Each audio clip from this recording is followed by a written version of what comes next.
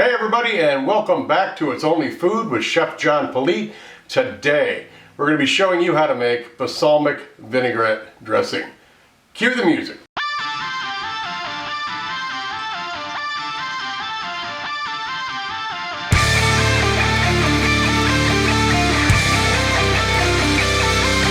Alright, I appreciate you joining us today. I appreciate you being here. Don't forget to go down and like, subscribe, leave a comment, and then share this video with everybody you know.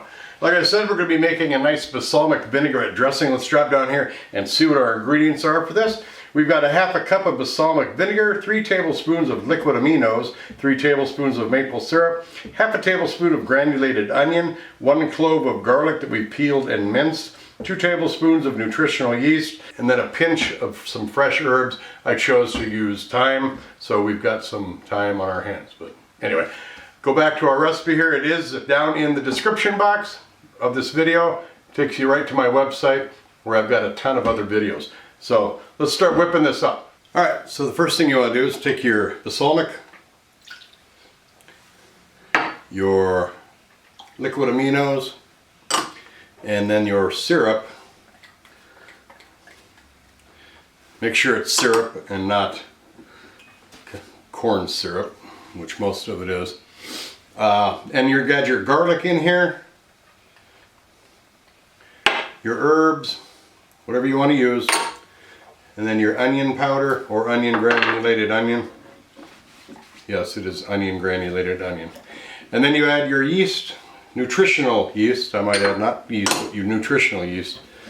And you just want to whip this up. Stir it really well.